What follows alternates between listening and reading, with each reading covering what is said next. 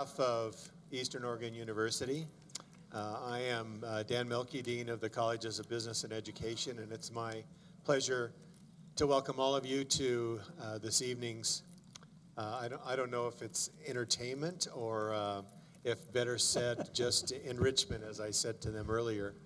And we're really happy to have Doctors Rios and French with us. And I will turn some time over now to our director of our Culturally Responsive Practice Center, Tanya Lubis, and she'll introduce our guests. All right, good evening. As Dr. Mielke said, my name is Tanya Lubis. I'm a professor in the College of Education, and I'm also the director of the Center for Culturally Responsive Practices. And I've always wanted to say this. Hello in TV land. We have some folks joining us via live stream tonight as well. So we will be, whenever we're talking or you're participating, we'll be running a mic around. It's not because we can't hear each other. My students all know I'm pretty loud, so I don't need a mic. But it's so that they can hear us online. It's with a great deal of pleasure that I introduce our special guests tonight. We have Dr. Francisco Rios and Dr. Kristen French with us, and I'm going to give you a bio of each. Dr. Rios is Dean of the Woodring College of Education at Western Washington University and is a distinguished figure in the field of multicultural education. Throughout his career, he has taught in various educational settings while educating students of all ages, from children in grade school to adults in technical school. Dr. Rios has also taken his knowledge and educational experience abroad while at the Royal Melbourne Institute of Technology and as a Fulbright scholar at the Pontificia Universidad Católica de Valparaíso in Chile. Hey, good. Aside from working in the field, Dr. Rios has also written numerous scholarly articles and books. His research interests include teachers of color, Latinos in education, and pre-service teacher education with a multicultural focus. He has served as the Senior Associate Editor of Multicultural Perspectives, the Journal of the National Association of Multicultural Education, and is a past president of the National Association of Multicultural Education from November 2014 to November 2016. And next year, he gets to return as faculty. So hopefully not all of you transfer to Western because you have had this wonderful experience this evening. Dr. French is an associate professor of elementary education and director of the Center for Education, Equity, and Diversity at Western Washington University. She graduated from Western with a bachelor's degree in anthropology and a minor in Native American Studies and elementary education. She completed a master's at University of Massachusetts Amherst in bilingual ESL and multicultural ed, and has a PhD in language literacy and culture, also from the University of Massachusetts. She taught at an urban magnet Montessori school in Massachusetts and returned to Western Washington University after a 21-year absence to join the College of Education and has now been there for 10 years. I think there was a time warp because she's not that old. We have good benefits at Western. She started when she was 12 years old. Her engaged scholarship includes multicultural teacher education, indigenous education, decolonizing theory, and critical performance pedagogy. She has received numerous awards and recognition for her work, including an Excellence in Teaching Award. She has multiple publications and presentations, and most recently as part of a higher education and K-12 school partnership pilot project with University of Washington and was awarded $400,000 in grant funding for professional development. It's a real honor to have them both here after coming last year and giving part one of this discussion. They had a lot left to say, and we had a lot more we wanted to learn. So they're here to give you part two tonight and maybe part three next year, we never know. So join me in giving them a warm welcome to Eastern Oregon University.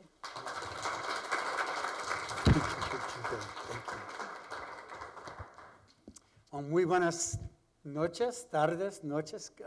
Good evening. It's great to see you all. And thank you for this opportunity, Tanya. We really appreciate the opportunity we have to come back and reacquaint ourselves with you and renew friendships and obviously forge some new ones. I want to, on behalf of Kristen and I, we both want to thank you and the Center for Culturally Responsive Practices for this invitation. But more importantly, to the University of Eastern Oregon University. I think this is an important indication of your commitment to working to assure that we're doing what we can to promote equity, inclusion, and diversity, not only in our K-12 schools and the surrounding areas, but also here at the university. And so thank you for this invitation. We are calling this presentation Fostering Inclusive Environments for Culturally and Linguistically Diverse Learners, Hope as a Radical Imaginary. And we wanted to think about this as a fireside chat. Do you want me to turn the volume? Oh, we wanted to call this a fireside chat. And then we thought, but, you know, this is such a beautiful place. We were thinking about, as we came over the Blue Mountains, and just the gorgeous space that you find yourselves in when you're here in La Grande. And so we thought, well, fireside chat, maybe not. Maybe we should think about it more as a campfire chat. So we put this little visual here just to kind of get you in the mood of thinking about us. Maybe actually really sitting around a campfire and really having a conversation. And sometimes it's hearing somebody telling a story, and sometimes it's kind of people breaking off and just kind of, you know, sitting and talking to the person who's sitting next to you on the log. So we're going to do a little bit of that kind of campfire conversation this evening, and we're so glad that you're here to join us. So we're thinking a little bit about, Kristen and I, when we were doing this, we've been thinking a little bit about the notion of hope, and in particular critical hope and hope as a radical imaginary. And part of this comes because, you know, as we thought about where we were at last year in April, and what's happened in our nation, what's happened in our communities, what's happened in our schools and our universities, has been pretty substantial. And I know for us on Western's campus, I don't know whether it was true here, but there was a lot, especially right after the November elections, there was a lot of fear and hurt and anger and pain. And what we feared most was people who felt like there was little room for hope. So as we began planning this presentation, and at one point maybe Tanya was making a mistake and she said, and you know, do part 2, and it would be great if you did this and this and this. And at one point she said, and hope. And we were like, oh, okay. And we were looking at our notes and it was like, hope, that's it. We want to talk about hope. She said we can talk about hope. And so we thought this was a perfect opportunity to come together and talk with you and share with you and have you share with us kind of your understandings of hope. So I'd like to do this. We want to just get a quick sense of who's in the room, and we'll just, because it's a nice group of people here, we'll have you do a little bit of introductions, at least to the people close to you. But what we'd like to do is to talk a little bit about whose hope we carry with us. Because, you know, most of us, and I'm assuming most of you, didn't get here on your own. There were people who believed in you, who looked to you, who hoped and put their hopes in you, right? And in a way, all of us carry the hope of someone else, right? So what we'd like to do is to share a little bit about, as we introduce ourselves, about whose hope we carry with us. And then that green statement there is we're going to ask you to talk with each other for a short time about whose hope do you carry with you. So I'll start with whose hope I carry with me. I am a first-generation college-going student, and when I think about first generation, I'm not talking about only my nuclear family, but I'm also talking about my extended family, and it's a pretty large family. My grandmother had 13 brothers and sisters, 13 children. My mom had 13 brothers and sisters. We were both Latino and Catholic, go figure, right? And so I was the first person to go to college, and I remember at one point really wondering whether or not college was right for me, and I was really struggling with it. And I remember talking to one of my aunts. Now I'm going to tell you a little bit about my tia Ramona. My tia Ramona was, probably classic. Every reason why a person, at least in the master narrative, should not be successful. She was a teen mother. She had her child out of wedlock. She just, barely made it through high school. But she was a go-getter, and she was a real community activist. She ended up meeting my uncle, and they got real involved with democratic politics in the city of Denver. I'm a proud product of the Denver Public Schools. And so she ended up, as part of that, working as a legislative aide to one of the local city councilmen. And a freak accident happened with the city councilman, and he died. And because she was the legislative aide, she essentially moved into the city council seat. So now she's, on the city council seat. She runs like 8 or 9 times. I can't remember how many. She wins every time, often by a landslide, and actually ends up becoming the head of the Denver City Council, which is the second highest position in city politics outside of the mayor. So if something happened to the mayor, the head of the city council would become, in effect, interim mayor. So I remember telling her, I'm saying, Tia, I don't know. I just don't know about this school stuff. It's hard. I'm not sure I'm prepared. I'm not sure that. And she said, and actually I have to admit, I was kind of hoping I'd get some sympathy. I was hoping she'd be like, oh, mijo, no, yeah, you don't have to go back to college. I understand, it's hard and difficult. But what she said is, what do you mean? You have no choice. And I remember going like this is not the kind of sympathy I was hoping for.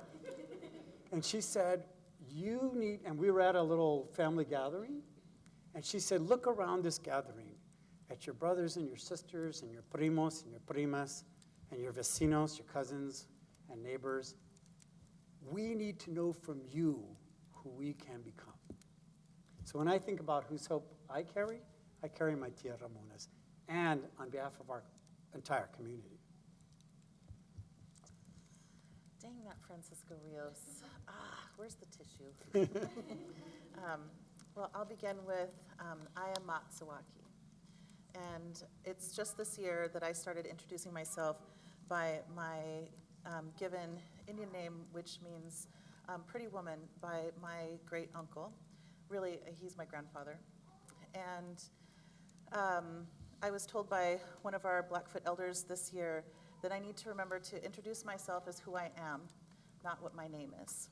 And so I am Matsawaki. And when it's so wonderful to hear the story of Francisco's aunt, because I too feel that my hopes are, the hope that was on me was really a large part to my family and my aunt.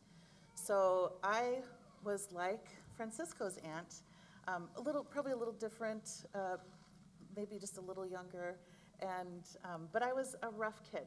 I was, and I know, I shared this last time, so those of you, here, can't believe it, I'm sure. I'm 12, and I was just holy terror. And my mom is wonderful when she says to folks, she was so precious when she was little. And then I don't know what happened. But I know what happened. I was a working class kid being raised by a single mom from a native mixed hybrid family.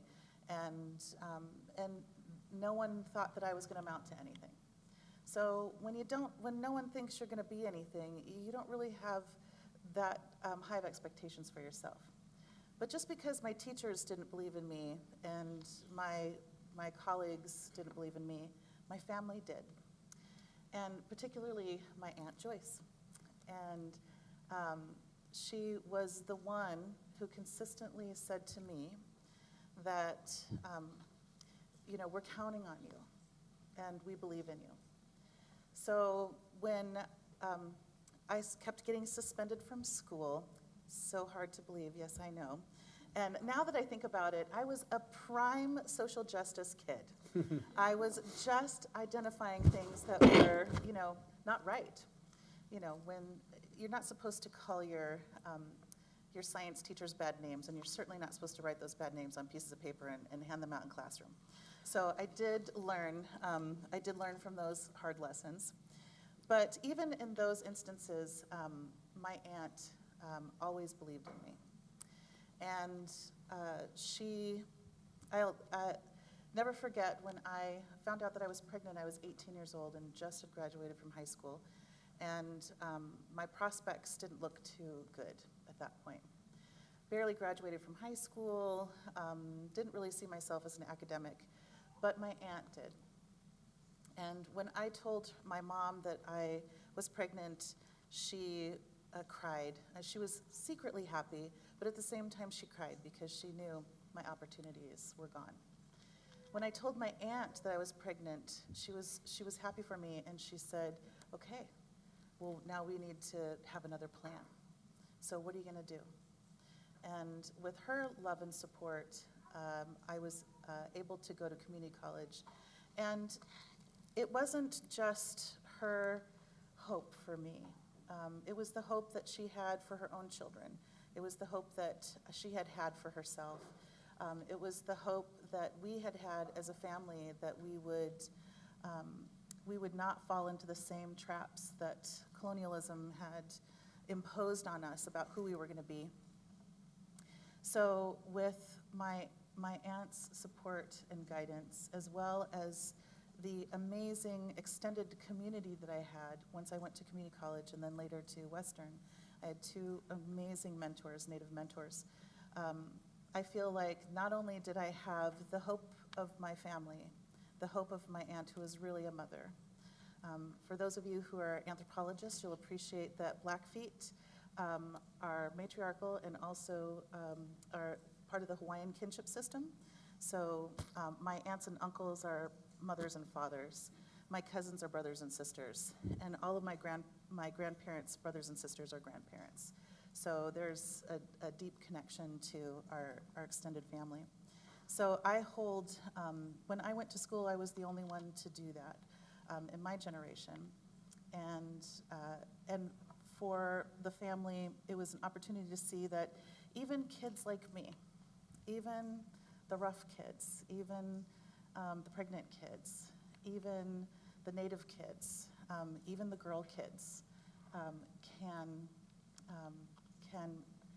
get an education and change the opportunities for the rest. And I'm not saying that, I think there was a little hope that there would be some financial changes for the family, and I think they were a little disappointed when I chose teaching rather than child psychology, but I think in the long run, it has been the best choice I could have ever made.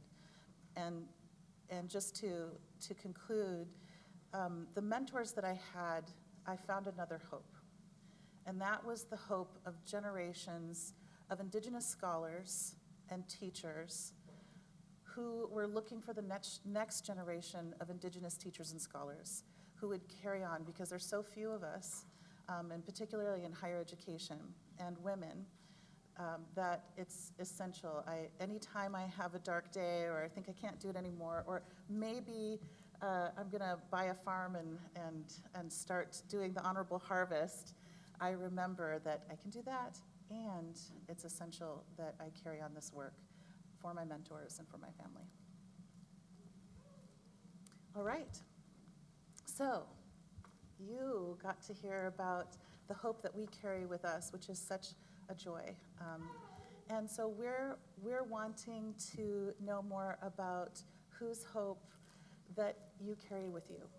So if you could just take a few minutes, and if you don't know the person sitting next to you or in a small group of three, introduce yourself and share whose hope you carry with you.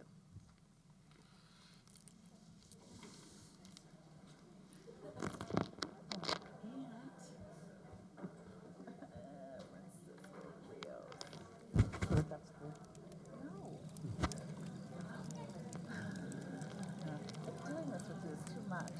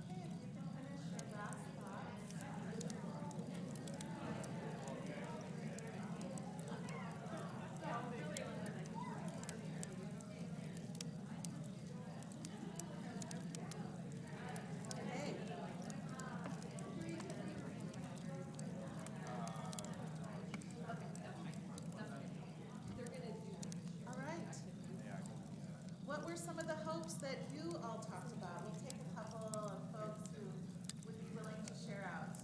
Whose hope do you carry? Who would like to share?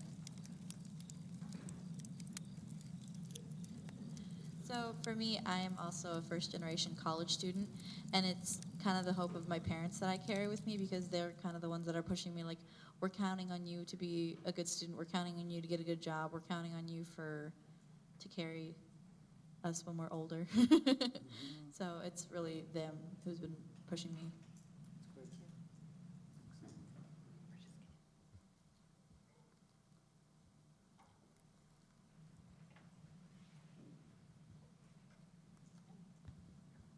So I know I carry the hope of a couple people on my back. One of the big ones I know is my high school teachers, and many teachers here at college too, is because they have a lot of hope in me, hoping that I can become a molar, because I'm studying. Go take a breath, give me a second. Anyways, because I'm studying to become a teacher myself, and they have a lot of hope in me that I can become a more culturally responsive teacher and that I can forge and change the minds of the next generation, help them better succeed.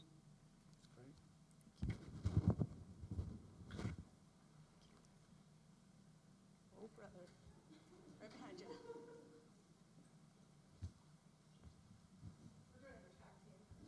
This is great. This is great. So I have a lot of people. First, my parents, because they never finished school before, and I'm a single mom of 5. And there's a couple of teachers here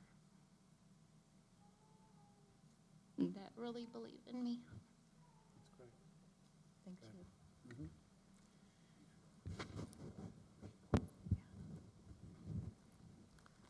Well, thank you for sharing. I think this needs to be just a whole night to listen to everyone's hope. So I don't know about you all, but I just feel lifted by that. So thank you all for sharing, and thank you all for holding the hope of so many people in this space. Just feels different all of a sudden. I love it. Yeah, we never do this on our own, right? We always do this with other people in mind. Well, what we'd like to do is just share with you kind of a spiritual opening. It is also about hope, but it's also about having a vision of possibility, which is really where hope and hope comes together with that vision of possibility, because, you know, hope requires that you have a sense of possibility of what's out there, what's next, what's possible. And so we're going to share a poem called Imagine the Angels Are Bread by Martin Espada, one of my favorite poets. And this is from his book called Imagine the Angels Are Bread. And he basically in this poem talks about how all important changes begin with imagining the possible. And it's imagination sometimes when we turn things on their head, like squatters evicting landlords, and that this can be the year. So the poem starts, Imagine the Angels Are Bread, and here's how it starts. This is the year that squatters evict landlords, gazing like admirals from the rail of the roof deck, or levitating hands in praise of steam in the shower. This is the year that shawled refugees deport judges who stare at the floor and their swollen feet as files are stamped with their destination. This is the year that police revolvers, stove hot, blister the fingers of raging cops and nightsticks splinter in their palms. This is the year that dark-skinned men lynched a century ago returned to sip coffee quietly with the apologizing descendants of their executioners. This is the year that those who swim the borders undertow and shiver at boxcars are greeted with trumpets and drums at the first railroad crossing on the other side. This is the year that the hands pulling tomatoes from the vine uproot the deed of the earth that sprouts that vine. The hands carrying tomatoes are named in the will that owns the bedlam of the cannery. This is the year that the eyes stinging from the poison that purifies toilets awaken at last to the sight of a rooster-loud hillside, pilgrimage of immigrant birth. This is the year that cockroaches become extinct, that no doctor finds a roach embedded in the ear of an infant. this is the year that the food stamps of adolescent mothers are auctioned like gold doubloons, and no coin is given to buy machetes for the next bouquet of severed heads in coffee plantation country. If the abolition of slave manacles began as a vision of hands without manacles, then this is the year. If the shutdown of extermination camps began as imagination of a land without barbed wire or the crematorium, then this is the year. If every rebellion begins with the idea that conquerors on horseback are not many-legged gods, that they too drown if plunged in the river, then this is the year. So may every humiliated mouth, teeth like desecrated headstones, fill with the angels of bread. Isn't that an outstanding poem? Martina Spada, if you ever get a chance to read any of his works, I think you'll really appreciate the works that he shares. So Francisco's talking about social imagination and that we have to have a vision of possibility. And so we're leaning on scholars, including Jeffrey Duncan Andrade, who wrote a piece called Note to Educators, Hope Required When Growing Roses in Concrete. And I think I'm going to start with the poem that this article is based on, which is a poem by Tupac Shakur. Anybody know who that is? Okay. Just checking. And this is called The Rose That Grew in Concrete. Did you hear about the rose that grew from a crack in the concrete? Proving nature's laws wrong, it learned to walk without having feet. Funny it seems, but by keeping its dreams, it learned to breathe fresh air. Long live the rose that grew from concrete when no one else ever cared. This is such a beautiful piece, and so Jeffrey Duncan Andrade was imagining what a vision of hope would look like, critical hope. So he identifies, of course, first, what are the enemies of hope? And the first enemy of hope is hokey hope. And I know it makes me want to do a dance, right? And so you can imagine the ridiculousness of hokey hope, and we turn ourselves around. Hokey hope is a false hope rooted in privilege that delegitimizes societal inequities. So, for instance, this is the hope that someone might say, everyone, just pull yourself up by your bootstraps. We all can, get an education, or we'll all have all of our funding for schooling.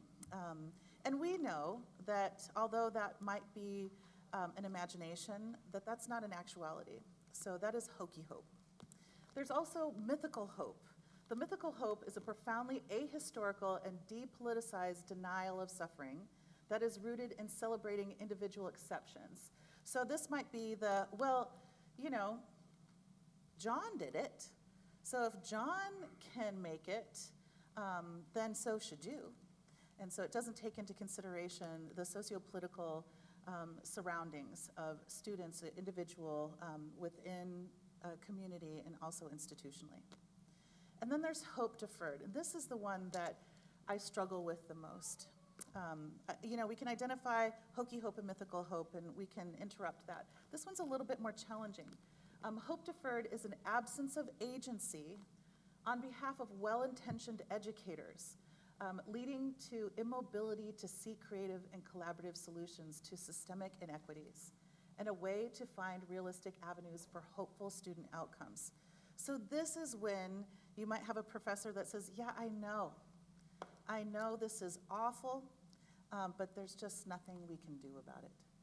So accepting the way things are, the status quo. And I feel like it would be easy to be there. It would be easy to be swallowed up by this hope deferred. But don't despair, because those are the enemies of hope, and we're not talking about the enemies of hope today. We're talking about critical hope, the enemy of hopelessness.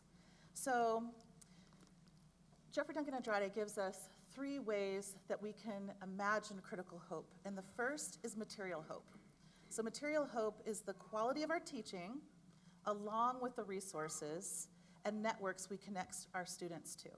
So, that might be in a K-12 classroom, It might be pencils or paper. In terms of material hope, it could be scholarships for college students. It could be a pathway program that helps students from high school to teacher education programs. Those are material hope, but material hope is also in the quality of our teaching, which I love that he talks about that, because what we do know about research is sometimes the most powerful thing we can do is to be an extraordinary teacher in the lives. And hearing that from two folks who shared out tonight is so important, that our teachers, our mentors, can really inspire hope for us. And the second is Socratic hope. This is the courage to pursue the painful path. This is, in the poem, the roses bursting out of concrete. And he talks about, Jeffrey Duncan Andrade talks about how their petals might be withered, but they are able to pursue that painful path. For us, that means that we need to walk along that path with students. So Socrates' notion that the unexamined life isn't worth living, Malcolm X extended that by saying the examined life is painful. So we don't want to give you any false idea of hope, because hope isn't necessarily just happy all of the time. Hope is challenging. It can be, it takes effort. And so it requires both teachers and students to painfully examine our lives and actions within an unjust society, and to share the sensibility that pain may pave the path to justice. Pain may pave the path to justice. So that leaves us with audacious, or audacious, how do y'all say it? Tomato, tomato, audacious, sounds good to me. Audacious or audacious hope, however you want to be audaciously hopeful. This is the solidarity to share in others' suffering, to sacrifice self, to collectively struggle. That is audacious hope. So we don't have to walk the painful path alone. We walk the painful path together, and we're willing to act in solidarity with one another. So our final quote here, connected to hope deferred and hopefulness, is, as Martin Luther King Jr. foretold of justice, hope too long deferred is hope denied. So our imagination is that we can continue to be hopeful and share in that hope that you all filled this room with. It was palpable. So we want to now turn to, in the last few minutes that we're going to have here, to talking about where are we finding hope and how does it keep us going. And again, we'll talk about where we are finding hope, just two examples of what we're calling pockets of hope, because we need to find those places that we're within our spheres of influence where we can create those, that material hope, that audacious hope, and even to some degree that Socratic hope, where we're asking the really difficult questions of ourselves and each other, because those are the places where hope is and where hope lives. And so we're going to share a little bit about where we're finding hope, but then we're going to, just like we did the last question, where that green line is, we're going to ask you to talk about where are you finding hope in your spheres of influence. So Kristen's going to share first a place that she's finding hope. Okay, so I was mentioning this earlier today to someone who was at the earlier session, that I'm part of a group called Eating, Beating, and Reading. And it's not beating, so we're not eating and then beating and then reading. We're eating and beating and reading. So this group actually began a couple years ago. A couple of us who are beaters, Native American beaters, and a pacifist. I'm a pacifist. But we were saying, where can we find spaces to do bead work together? And so we always talked about it, and somebody would be beading somewhere, and we'd try to connect. So finally, I had a Native student who was having a really difficult time at the institution and needed some grounding. So we agreed that we would do an independent study called Indigenous Story Work and Women's Literature. Doesn't that sound great? But what it really was beating, eating, and reading. So we met weekly, and we started beading. So I was teaching beading, and we brought in, and other people started coming and giving their perspectives on beading. We were all from different communities. And at the same time, we were either reading Louise Erdrich's, oh gosh, which one was that? We're doing Antelope Wife right now. It'll come to me. But we were listening to it on tape too, so we would sit and bead and be listening to stories. And this particular book is about sexual violence against Native women in rural communities. So it was really a powerful place for us to be thinking about beadwork as traditionally women's art form, and then how we were empowering ourselves in higher education through this beading community. Well, then we started beading, and folks were like, ooh, they're beading. And we want to bead and eat and read. And so 2 years went by, and now we have about 10 consistent beaders, eaters, and readers.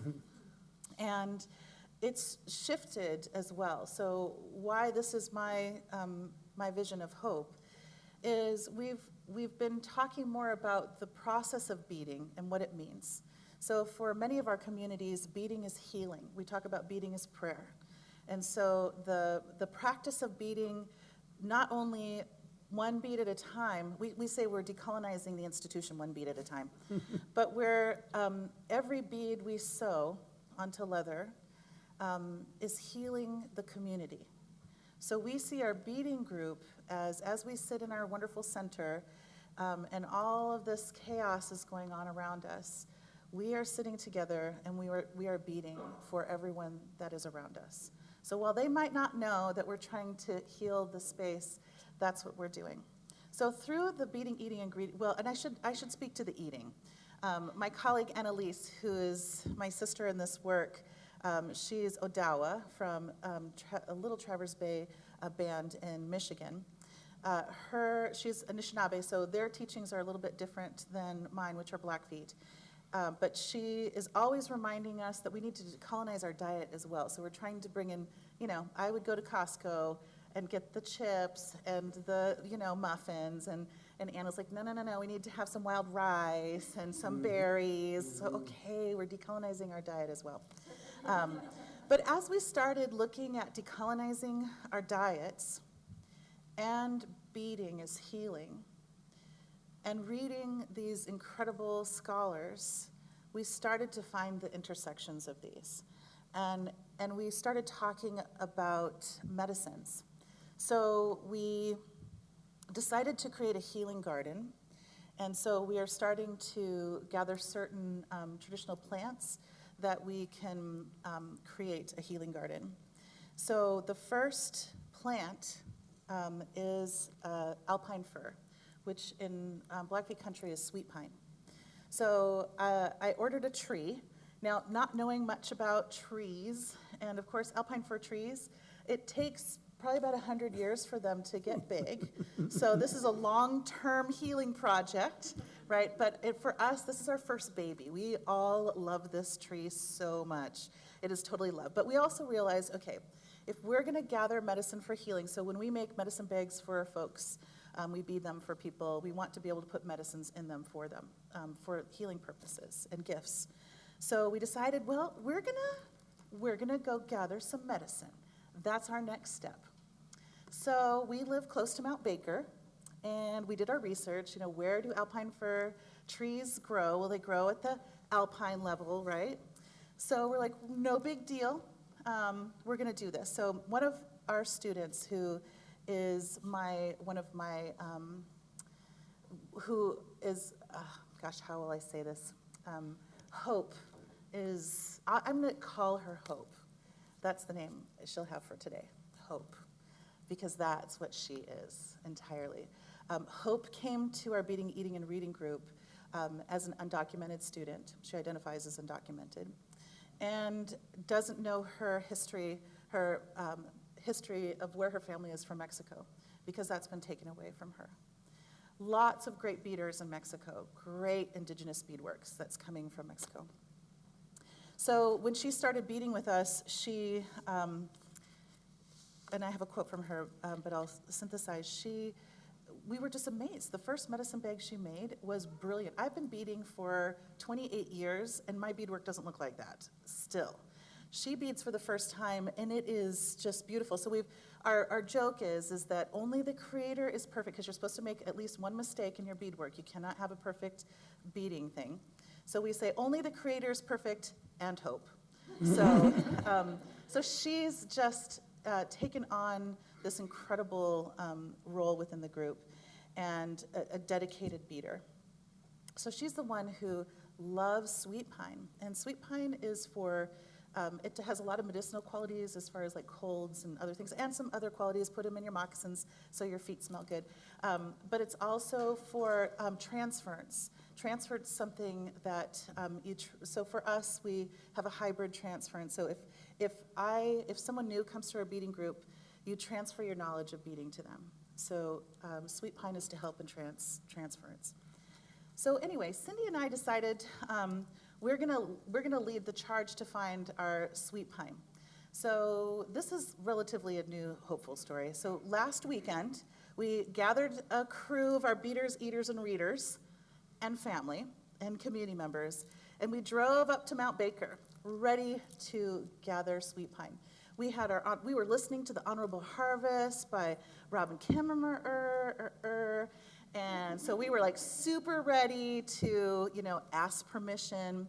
And as we're listening to this, Robin says, the medicine will present itself to you if it's supposed to happen. So we start driving up to the summit of Mount Baker, and all of a sudden, we realize there's about 6 feet of snow.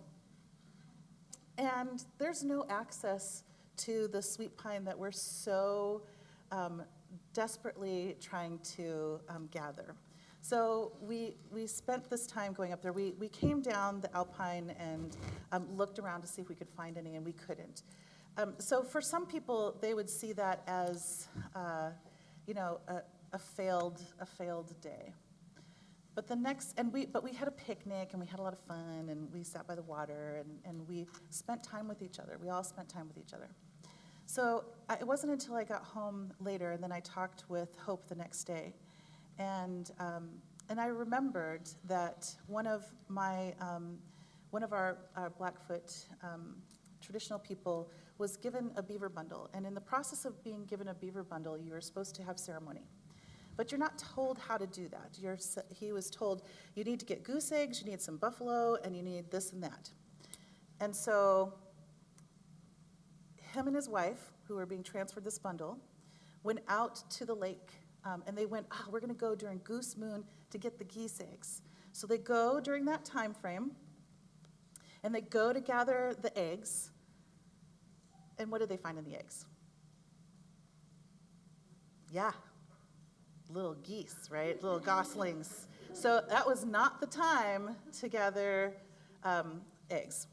So it actually took them a year of sitting at the side of the lake and watching and paying attention and getting to know that place for them to begin to understand how to gather the eggs.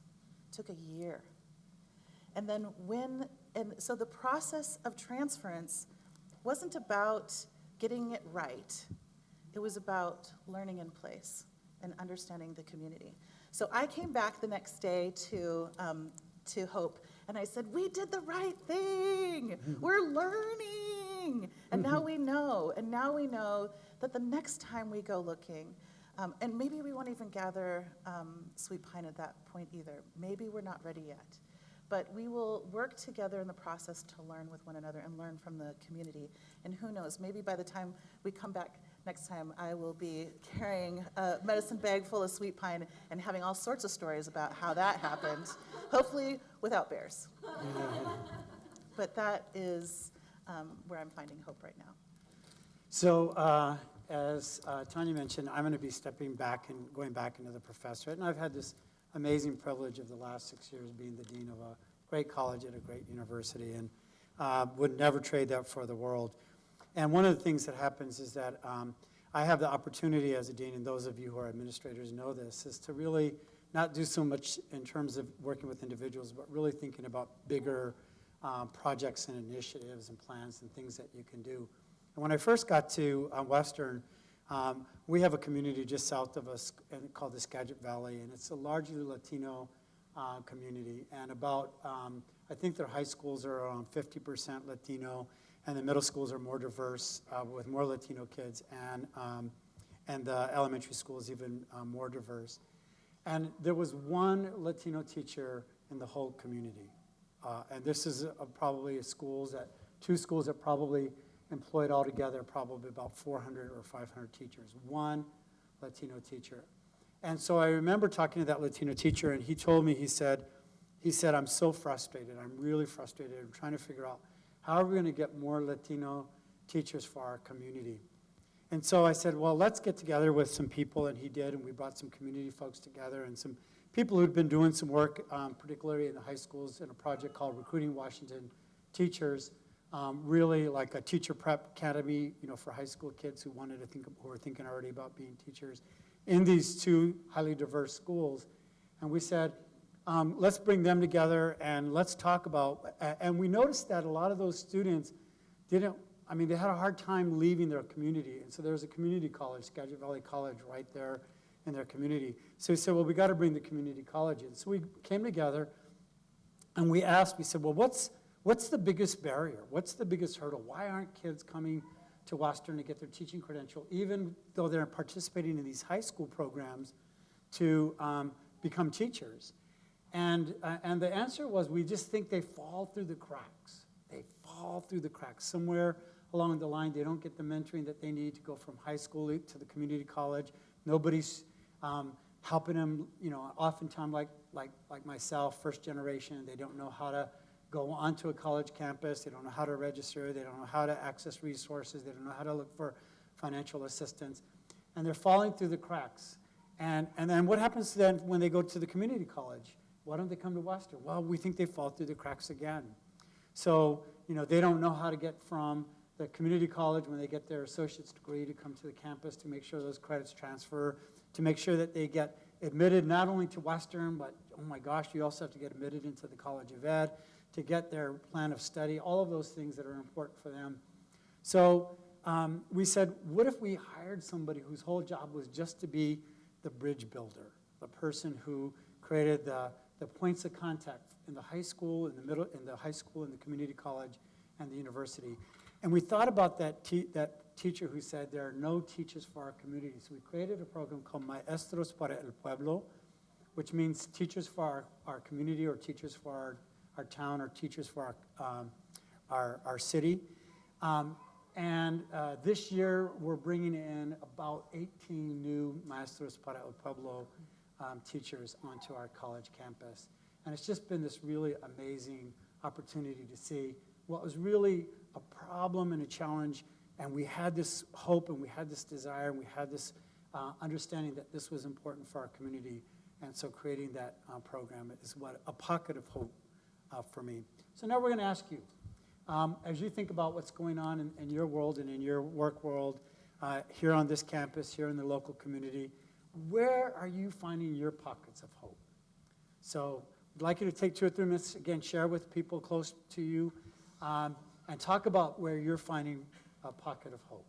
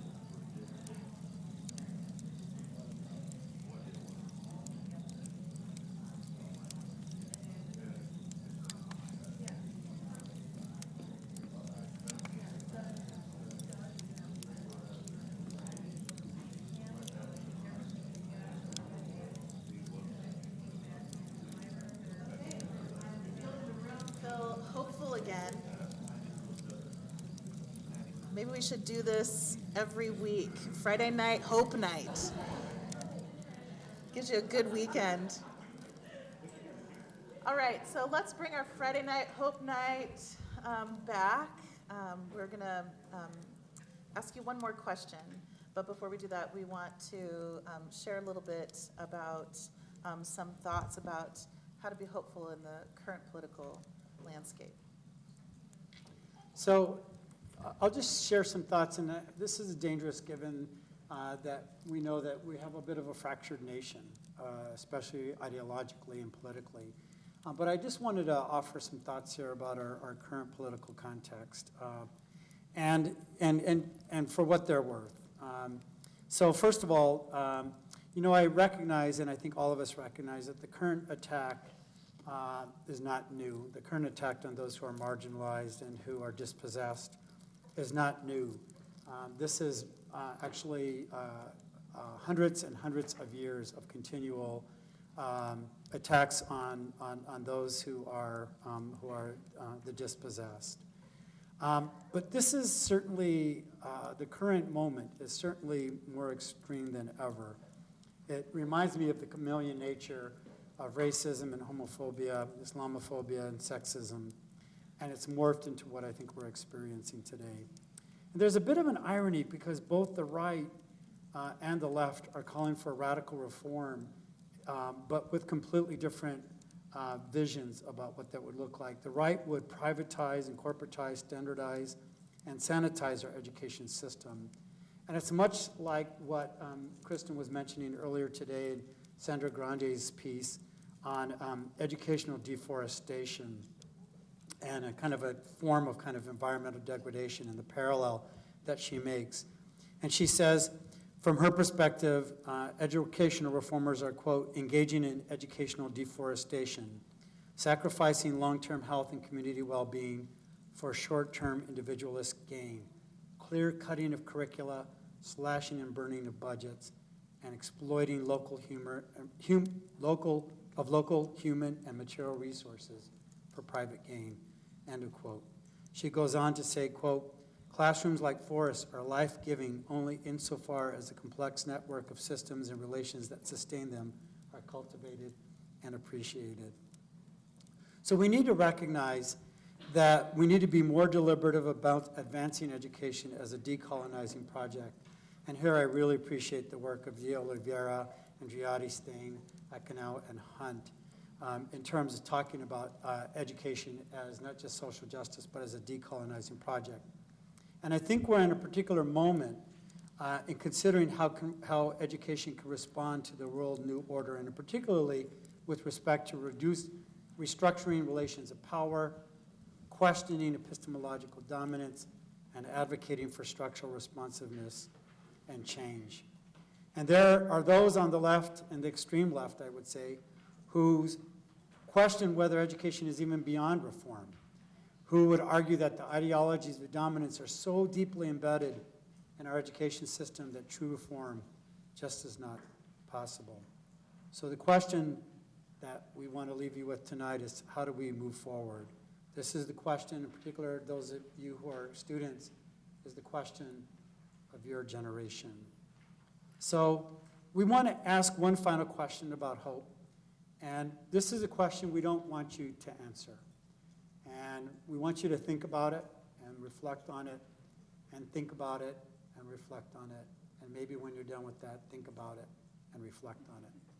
But the question is this: who carries our hope? Who carries your hope?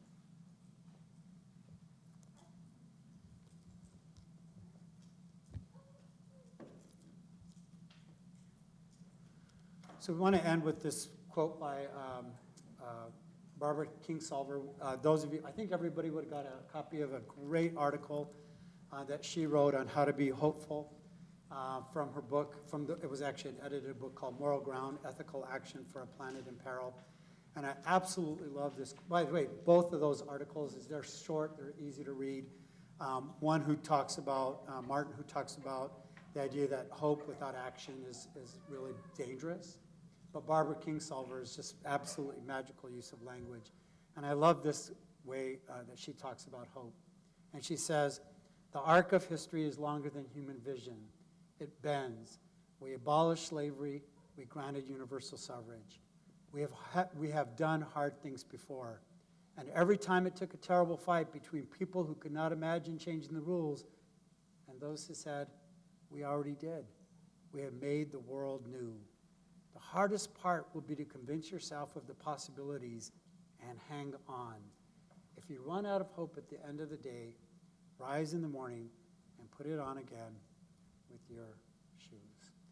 On behalf of Kristen and I want to thank you and thank the center and thank the university for having us here.